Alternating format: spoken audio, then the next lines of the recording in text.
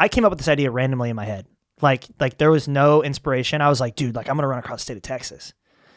And I texted it to Drew, and Drew's like, it's already been done. And I'm like, bro, what? He knows everything. Yeah, he does. Dude. And he literally knew exactly who did it. So he sends me Kenneth's like link of like when he did it. So what I did is I got on to Instagram and I searched his name and I found him and I sent him a message.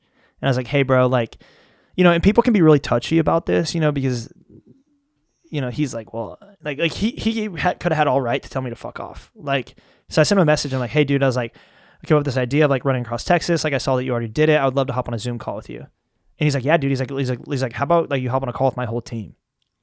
Interesting. And I'm like, yeah. That's cool. So I literally hopped on a call with him and his entire crew. And they were like, this is how we did it. La da da da da. Told me like their route. But the biggest thing is that I don't think I can really go for the fastest time across Texas because number one, like I can't take a record from Kenneth because it's not going to be the same route. Yeah. Like it's going to be different. Number two, the fastest time across. I'm just going to run across Texas. That was the record for the longest silence on this podcast. because this is something I've thought a lot about. Like I've really thought about this a lot.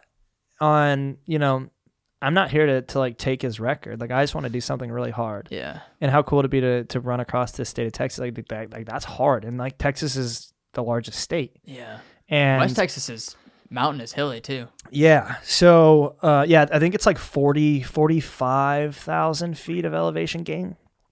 And that could be more. Yeah. Yeah. And so the thing is like flat though. Is like, you know, you're gonna leave El Paso. We're gonna come through Austin. We're gonna go south of Houston into Galveston. And I don't know. I mean, here's the thing: coming through Austin is gonna change the mileage. So if it's 750 miles, and I set the fastest time across Texas, it's not really that cool because Kenneth did it in 850 miles. Right.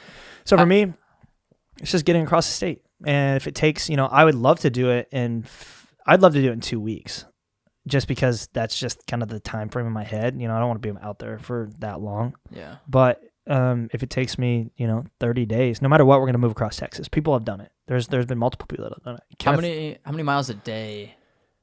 With like 50K a day, basically? 50 miles. 50 miles a day? Yeah. So I want to try to do 50 miles a day, and that'll be 12 hours on, 12 hours off. It's a work day. Yeah. Yeah, so we give us about 2 weeks, right? Yeah. 52 a day would put you at like 15 days. Dang. Mm-hmm. Isn't, do you know Paul Johnson? Yeah. Tomorrow. Yeah, he's taking off on the Transcon. I think he's trying to set the record, right? Yes. 40 days. 40 days, 3,000 miles, average of 75 miles a day. That's nuts. Yeah. That's wild that Texas is 850 and the whole U.S. is 3,000. It's 3,000, yeah. That's nuts. It's crazy. That's wild. Yeah, I thought he does like 100 miles a week every week, right? He has like crazy volume. Yeah. So his long runs, his back-to-back on Saturday, Sunday were 40 milers. Back-to-back 40? Back-to-back 40s. Jesus. Yeah. That's a lot of running.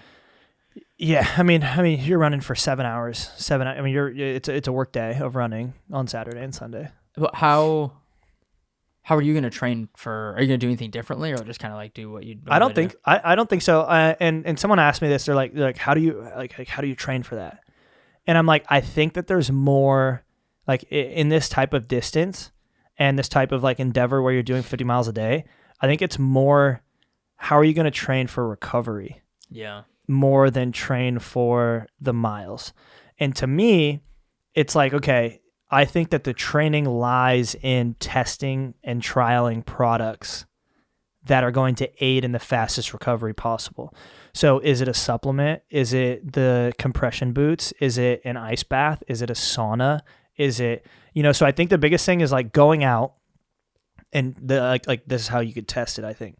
Going out and running 25 miles on a Saturday and then testing a product and going out and running It doesn't even need to be another 25. It can be, 10 to 15 on Sunday. And it's like, okay, that made me feel like this. Write that down. And then on Wednesday, the next week, take 2 or 3 days to recover, go out and do 25. And then the next day go out and then that night trial and test, X, and then go out the next day and run 10 and say, okay, that made me feel like this. Did I feel better or did I feel worse? And then it's literally doing that for weeks and trying to find out like what the best recovery process is. Yeah, just a recovery game. What kinds of things do you think you'll try out? Or do you already kind of know? Like have an idea? The compression boots for me are pretty good. Especially doing them like the morning of my run. Just to get the blood flowing. Obviously like wearing the compression boots, it squeezes the blood out and then it allows the blood in. Obviously, like we've already talked about, I'm a huge sauna and ice guy. I don't know how the hell I would sauna.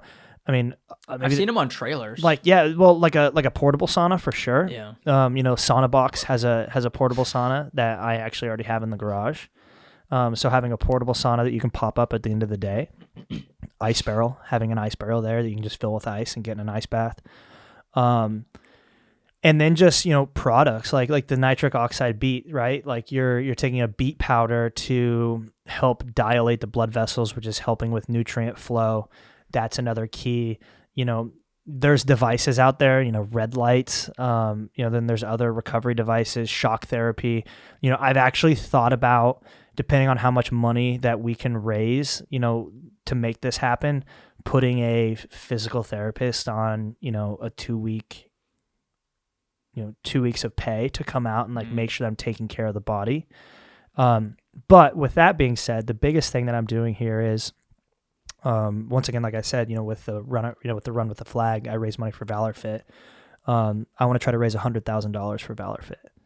And what Valor Fit's mission is they take veterans that have been in tough situations, that have PTSD, or that are just yearning for that, community feeling that we had in the military. And they put them into gyms and they pay for their gym membership. They pay for CrossFit. They pay for personal training and stuff like that. So my goal is to raise $100,000 for them to help offset that cost and change lives for, veterans. Troy Peterson, who is the owner of Valor Fit, a couple of years ago, I told somebody, I was like, man, like I'm just getting getting tired of running. Like I wasn't lifting that much. I was like, I need a change of pace, like when I was active duty. And she's like, get a hold of Valor Fit. And I'm like, well, what's Valor Fit? And she told me the same thing. And I called Troy. And this is why I love Valor Fit, because I called Troy, and Troy's not about the showing shit off, right? Like I think of, there's plenty of charity organizations out there that, they just want to post, right? Like this guy doesn't have a leg and we helped him do this. Like I didn't need help. I didn't need financial help. And I called Troy and I was like, hey, someone recommended me, to call you. I was like, I'm just looking for, some type of fitness to add to my running. And he calls me back like an hour later. And he's like, hey, I just got you signed up for 6 months at CrossFit Merle Hay right down the road. He's like, go in and get your paperwork signed. Damn. And I'm like, what? Like I was like, I don't need, I didn't need that. Like I was just, they just told me to call you, and that you would tell me a good place to go. And it wasn't advertised. Like he didn't need to do that, and he didn't use me as a public showing. He just did it. And so for me, I'm like, man, this company isn't exploiting veterans that need help, to try to get funding. Like they're just helping people. And so anything I can do to raise money for them as a thank you, that's what I want to do. So that's going to be, I'm not going to pocket a single dime from this run across Texas. I'm going to make $0. Probably going to lose money in the process, not being able to, coach or do anything like that for a month. But we're going to bring brands on board that are going to, want to help us. And we're going to raise $100,000 for Valor Fit, and we're going to run across the state of Texas. That's dope. Dude, that's one of my favorite parts about these crazy endurance events is there's almost always some charity aspect to it. Yeah. Yeah. Well, that's the thing is I was given this platform. I was given this ability. The same thing as, any hero or villain story. Are you going to use it for good? Yeah. And, if there's plenty of veterans out there that I'm sure that would give anything to have a limb back, have a leg back, not have PTSD, not have to take 50,000 pills a day to continue living, and would kill to be able to run a mile. And I'm going to go do 850 of those for them. That's sick. That's what's going to drive me. Give me goosebumps. I love that.